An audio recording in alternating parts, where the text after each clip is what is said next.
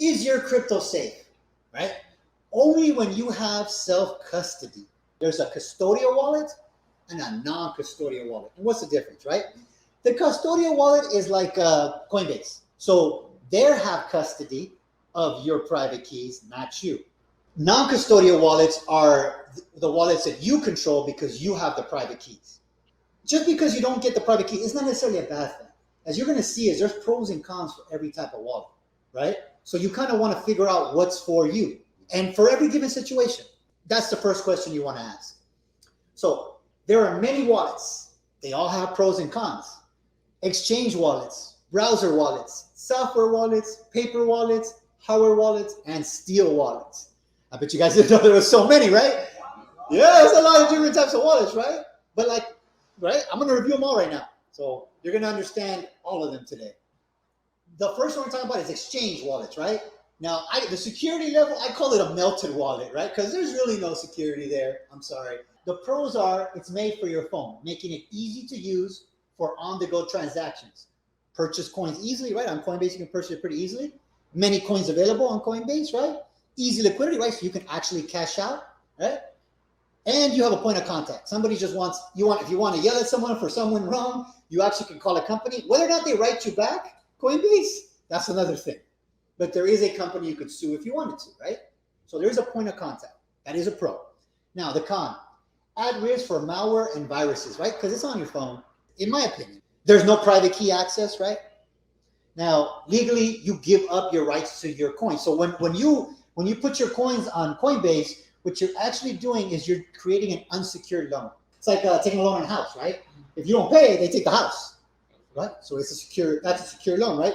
What you're giving them is an unsecured loan. You're basically saying, I'm loaning you this money, but you don't have to secure it with anything. So when you have the exchange wallet, that's what you're saying That's what that is, yep. You're literally saying, just hold it for me, and if you lose it, oh well. Yeah. It's in their terms and conditions. That's already. Yes. And that's what Najee talking about one day this week about Coinbase or somebody. Yeah. And something happened and there's nothing you can do. And they lost all their money. They lose all their money. Yeah, and legally, there's nothing you can do. Like on paper, there's nothing that you can do. There's nothing you can do. There's nobody that you can go after. Huh? Nobody. So this is a melted wallet, right? Because you don't even own what you're putting on there, right? That's horrible. Okay, right? So if check those terms and conditions. What you want to do with this is you buy some Bitcoin and you put it in your wallet, a different wallet. That's it. The moment you buy it, you put it in a different wallet. Don't hold it there. Don't keep it there. There's nothing wrong with then you moving it in there to cash it out for cash. If you want to do that, it's fine. You know what I'm saying? But do not leave large amounts of Bitcoin in there. Now, browser wallets, right? A lot of you guys have heard of MetaMask, right? So this is another hot wallet. Why is it hot? Because it's on the internet. So I actually have a MetaMask wallet here. I wanted to show you guys. So this is a MetaMask wallet, okay? What is it? It's just a browser extension, right? So you basically add an extension to the corner browser right here, and you see it says 0 Ethereum, right? So there's no money into this Mask wallet, right?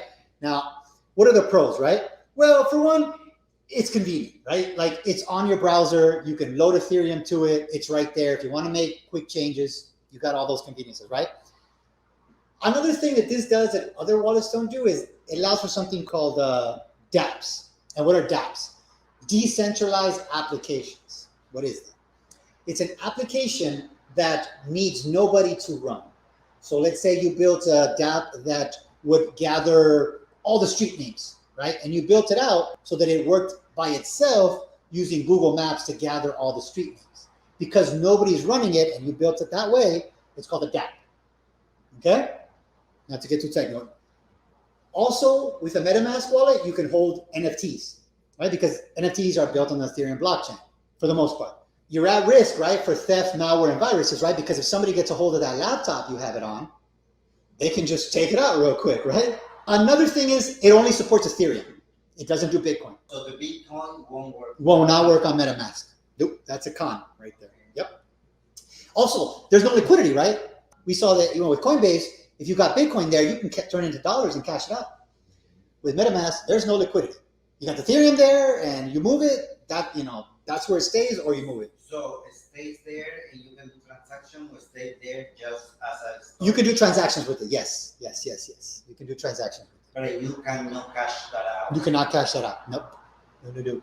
Okay, so once your money lands there, you can't do nothing with it. I mean, you can't take it back out. You can take it out. You just can't turn it as dollars. Like you can't exchange it into dollars. There's no liquidity. So like in other words, if you want to turn it to cash, there's no way to do it. You'd have to send it to another wallet that does offer liquidity. So maybe you go from MetaMask to Coinbase to cash it out. You see what I'm saying? But now that's a fee though, right? There's a fee, yeah, because now you're going to pay a fee to send it, a Yeah. fee to exchange it, a fee to move it, right? So you see how the fees start to add up? Right. No, I'm You see, right? So like I said, there's benefits. I mean, there's pros and there's cons, right? Let's talk about the next one. Now, this is a software wallet, right? Now, I actually broke it into two pieces, right? So software wallet, no node. What do I mean by node? It's just a technical term to say you downloaded the whole blockchain. That's it. It just means that you're holding every single transaction that was ever made in Bitcoin. You're holding a copy of it on your computer. So this is a no node software wallet. Now let me show you a few things here, right? For example, here in tools, matter of fact, wallet, I'm going to show you guys what, it doesn't matter because there's nothing in there, but here you can grab your master public keys of this wallet, right? So I'm going to click here. Never do this publicly, okay? But I'm doing it for you guys to teach it. So here's my master public keys. Those are real public keys. So if that being exposed online is now anybody can come in and take my Ethereum or take my wallet, my Bitcoin from this wallet with that master key. Why? Because they can make a copy of the master key, right? Your private keys, put it into a different Electrum wallet, and now they own it. The important thing to get out of this is this. I could load this on any Electrum wallet anywhere in the world and get my Bitcoin, right? So I could lose this wallet. I could lose my laptop. Mm-hmm. And as long as I have these wallets, I can restore it anywhere in the world, anytime I want. Yep. That's all I need.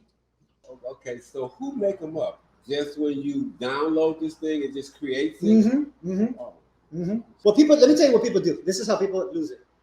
They go, oh, I want to memorize. Oh, man, I don't want to memorize it. And they take a picture. That's the problem. People take a picture of this. And if I get a picture of that, I'm taking it. Here is a software wallet with a full node, right? So you have to download the whole blockchain in order to run this wallet, right? So security is now getting a little colder, right? Because in other words, for it's just really hard to hack this because it actually holds a copy of every single transaction that was ever done. So when you want to make a illegitimate transaction, it literally checks all the way through the blockchain. Okay, so here are the pros. It's safer because it downloads the full node. It's well tested and it's open source, right? Open source means that I can go in there and check out all the code that was used to build that. With the other kind of exchange wallets, they don't let you see the source code. Less risk, but has some risk for theft, right? What do I mean by theft? If someone steals your laptop and it's on there, well, now you lost your Bitcoin, right? Now you're going to need a laptop in order to download the whole full node because you're going to need at least 360 gigabytes because the entire blockchain is about 360 gigabytes now. So that's one of the cons, right? You need a larger hard drive to hold the entire blockchain. Now check this is going to trip you guys out. We can actually have paper wallets. Right? Crazy, right? Just a little piece of paper. I don't recommend this at all, but it's an option. Okay? So what does that mean? It just means you wrote down your keywords. Those 12 keywords that you pulled out, you just write them down. And since all you got to do is add them to another wallet in order to pull those Bitcoins, you just write on paper. Now, there are these professional paper wallets, right? The problem with well, first of all, they have two options, right?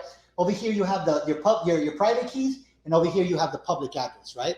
So, but that is exposed now, right? So the fact that the QR code is exposed, if there actually was money in there, I could scan it and steal those Bitcoins because those private keys are right there.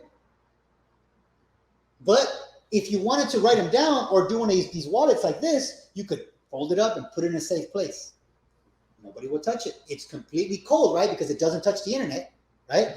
Problem is, fires, bombings, floods, right? You got a paper wallet. Lord. What's going to happen? Yeah, robbery, right? You got a paper wallet and there's a flood, it's gone. And nobody can recover your Bitcoin after that. So this is one of the reasons I don't recommend paper wallets. Some people will even add to this and say a brain wallet. And what's a brain wallet? You just memorize those keywords. I don't recommend that because, 20 years from now, we all lose our memory a little bit. Things that, the hardware wallets, where Rob was talking about Ledger, Trezor, and Nano, right? So here are the pros. There's little risk from theft, right? In the sense that because you're keeping it offline and not on your laptop, if they steal your laptop, who cares? This doesn't touch the internet, right? So the great thing about it is the device can be completely offline, but still be able to sign off transactions, right? So what does that mean? That means that you can connect that little ledger to your laptop, move Bitcoin, but yet because the little ledger doesn't touch the internet itself, the way it's built, that means that although you're moving Bitcoin, there's no risk of loss, right? Because your private keys are not being exposed to the internet. They're stuck on that USB, right? This little thing. Now, when you buy one of those, you're going to have to download or just go to a website where you kind of instruct this Nano ledger, okay? So it's a little bit more kind of, involved in that way. So you have to kind of learn how to use that quick little, it's not hard. It's not hard at all. But if you can do Coinbase Wallet, you can figure that out as well, right? Now you can also stake. There's something in Ethereum, right, where they're going to a proof of stake versus proof of work. Now, what does that mean? Proof of work is the fact that you say, my computer did mining, so I deserve the Bitcoin when it comes out, right? We talked about miners get paid a percentage, right? So that is proof of work. Now, proof of stake means that you put up that Ethereum, and then that pays for all the transactions to happen. And when they happen, and because the users pay for those transactions, you get that little percentage from that, a little benefit from it. So you're staking in order to be able to basically put up the money to receive more. It's like you're loaning it essentially, right? Doing it with one of these, you can stake it and still be safe. It's a huge pro. Now, cons. So they're expensive. They're at least $150 now a piece. There have been hacking incidents for non-password protected Trezor wallets. So when people say, oh, Trezor's like the be all end all. No. There was a hacker that was able to hack a Trezor wallet where the person did not put in a password. Because when you buy one of these Trezor wallets, you have to put in a password. Now you do. But before you didn't have to put in a password to open the Trezor wallet, right? People were able to hack it for Trezor wallets that did not have the password protection. So if you buy a Trezor wallet, put in the password protection just to open it. It negates that hack, and then you can't hack it anymore. Another thing with Ledger, right, a mistake that they did is that their database got hacked, right? So why is that bad? Somebody went in there, they stole the addresses of all of the people that bought ledgers from them. So guess what? Now people who have nefarious ideas know where the people live who are holding Bitcoin. Order it for a PO box. Oh, also too, Trezor is open source, right? So I can actually go in there and see the code. So I would rather use Trezor, even though they got hacked once. I'd rather use that one because I can actually see if there's anything nefarious going on, something bad. But Ledger, that one is not open source. I cannot go in there and see how this machinery is working. So I still recommend these. They're still good. Don't get me wrong. I'm just giving you the bad and the good, right? This is way better than a paper wallet, than the exchange wallets, and any of those. Okay? Now I'm going to show you guys ice cold, right? Right? So this wallet is ice cold. It's completely unhackable. Now, why is that? It never touches the internet, right? So what you do, the way you'll create this is like this, right? The way I would do it is I would literally have a laptop it's not touching the internet. I would use Bitcoin Core or Electrum to pull the keywords, right? So now I want my keywords, right? Because you don't actually need to be on the internet in order for Electrum to give you those keywords. You can be offline and do it. What you're going to do is you're literally going to add each one of those till it forms those letters. See here it says amateur, later a 10, 2, 12, waste, loyal. So you're going to create the keywords into a metal plate. Now, whether you scribe it or you add it individually, that's up to you. There's different companies that do it different ways, right? So device is completely unhackable. There's this extra protection because all of these steel wallets, they all are made with a fire retardant metal, right? So they're really impossible to destroy. They're about $70, give or take. Now, what are the cons, right? Con is that you got to leave it. You got to just put it away, right? So you want to put your big Bitcoin, right? You want to put the large amount of Bitcoin into that. And then you want to hide that thing somewhere where nobody can ever look at it, touch it, or anything. Don't tell nobody. Don't think about it. Just leave it alone. Okay? Now, the con is that if you eventually want to spend that money, right? With this wallet, for example, right? Once I spend money from this wallet, it's useless now because now the keywords touch the internet. Right? Yeah. So these keywords right here, you see how they're scribed into it, right? You don't have the option of changing it like in this one, right? Where you can kind of change out the keywords. Well, once that thing once you have to, because in order to spend it, you have to load it to a wallet, right? Those keywords, right? Yes. Well, now it's on the internet. So it's useless now. Okay. In the sense that yes, you can use it, but it's no longer safe. Because it touched the internet, yeah. Does that mean something's gonna happen? Probably not. But we're talking about real money here. We're talking about big amounts of money when we're talking about these wallets, right? So you want to put your big money there. Okay, Bitcoin is growing, but how do you use it? Let me show you the Binx.com Bitcoin wallet, right? So here we are in El Salvador. El Salvador already legalized Bitcoin. They're using it right now. So do you or someone you know own a business that would like to accept Bitcoin as payment, right? Whether they own a cafe, a flower shop, or a portable food stand. Within Binx, you can register all of those and our users can find you. What if you provide a service, right? Like plumbing. Well, if you register your service, you can get paid in Bitcoin through the Binx app. So I'm going to play this quick video. What this video is going to show you is the marketplace, right? So in Binx, there is a marketplace where you can put up anything that you want to sell and sell it for Bitcoin, and the users can find you. Or if you want to buy something, you can go in there and look for whatever you want to buy. Everyone has stuff around the house they're not using. Why don't you sell it? Like a video game, guitar, or a camera.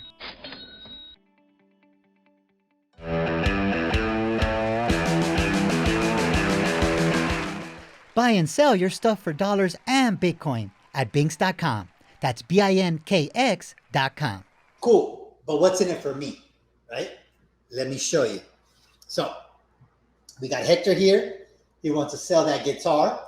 He calls up his buddy, right? Who can I sell it to? He calls up his buddy George, because George has been wanting that guitar for years, right? I'm selling my guitar. I'll buy it. So he sends him the Bitcoin. He sends him the guitar, fair trade.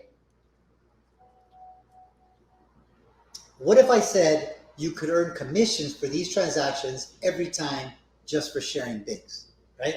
So here are some of those commissions. The first commission, which all of you guys have gotten already, right, is $5. So if you tell someone about it and they sign up with you, you get $5.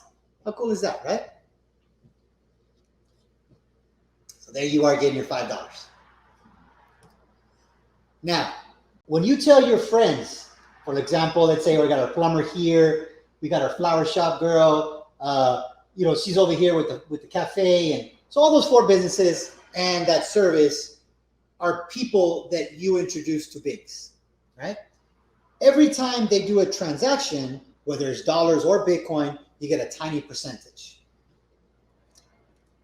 So there you are getting those commissions. Now, in the app, right here under commissions, you can actually see it. So you'll see Trans USD and Trans BTC, right? So transaction commissions, that's what that is. The benefits of the Binx app, right? It's easy to use, right? You guys saw how complicated it can get on those other wallets, right? So as you can see, although it is a hot wallet, it's very easy to use. Purchase Bitcoin with a credit card, right? There was people that bought Bitcoin with a credit card this last Saturday. Person to person, no merchant or bank. Cash out anytime. You saw how some of those wallets did not have liquidity, right? You saw how MetaMask, although it's a wallet, there's no liquidity. Here, you can cash out your Bitcoin whenever you want. There's liquidity. Universal currency, right? So you can use the wallet anywhere in the world. If you went to Japan and you wanted to, because over there there's a lot of Bitcoin stores actually, you could send it on the blockchain using the wallet and pay for items. Create a monthly residual income, right? We just talked about that, right? Because you literally can just tell people about it, and every 2 weeks you'll get a nice commission. Sell your own products, food, or services for dollars or Bitcoin. We talked about that, right? Okay, great. But when? When are we going to be able to buy our beer in Bitcoin, right? So every Saturday, guys, we're going to be there. We're going to be having a good time. Come down, buy some beer in Bitcoin. Let's start pushing this, right? If we can build a whole community out there and here, right, we'll be able to actually push this product. All right. So we got a quick video, right? You know, we didn't get a chance to do too much, but this is the little video I cut together. I wanted proof of the first Bitcoin transaction for beer in California.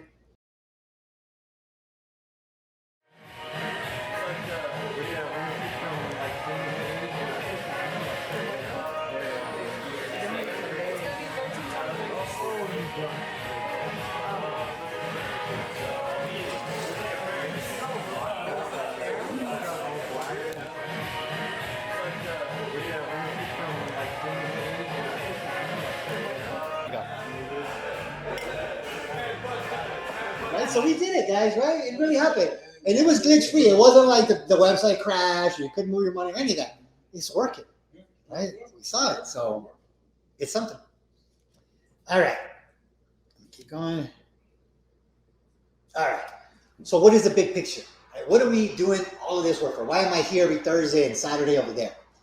The community we built together will allow us to approach businesses large and small to accept Binx as a payment service, just like Venmo, PayPal, Square, Apple Pay, and many others.